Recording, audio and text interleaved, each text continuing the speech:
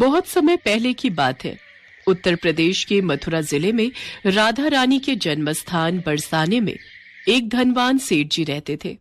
सेठ जी के 3 बेटे और 3 बहुएं थी। सेठानी जी का काफी समय पहले देहांत हो चुका था। सेठ जी के पास सुख समृद्धि और धन सब कुछ था। बस सेठ जी के पास एक चीज की कमी थी, उनकी कोई बेटी नहीं थी।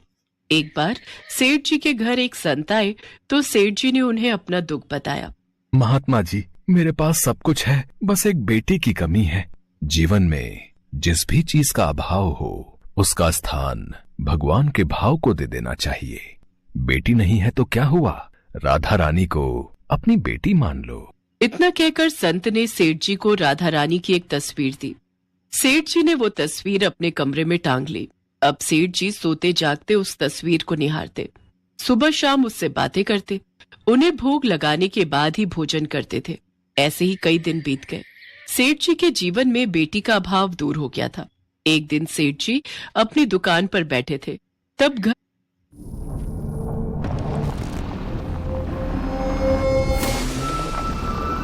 तब घर में महिलाओं को चूड़ी पहनाने एक मनिहारिन आई। सेठ जी की तीनों बहुओं ने चूड़ी पहन ली और घर के भीतर चली गई।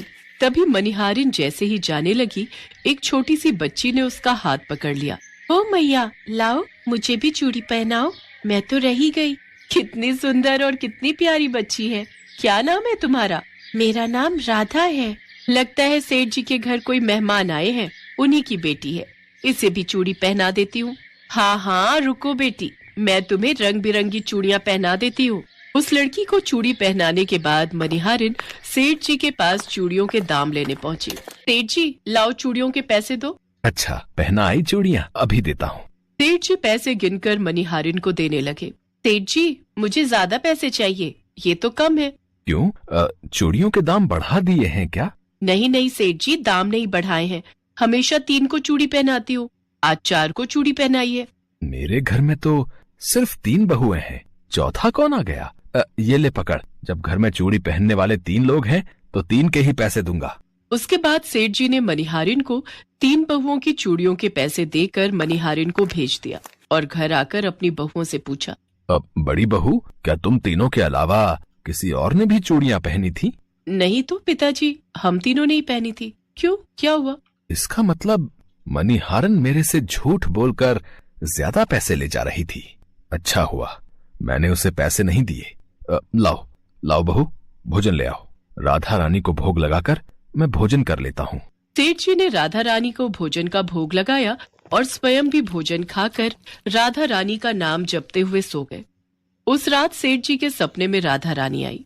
वे बहुत उदास थी, उनकी आंखें नम थी। बेटी, क्या हुआ, तुम क्यों उदास हो? पिताजी, आज मेरे घर चूड़ी पहनाने मनिहारिन आई थी। मैंने भी उससे चूड़ियाँ पहन ली। 3 बहुओं की चूड़ियों का मोल तो मनिहारिन को चुका दिया, परंतु अपनी बेटी को भूल गए। मैं भी तो उसी घर में रहती हूँ ना पिताजी, आप ही तो कहते हो मैं आपकी बेटी हूँ।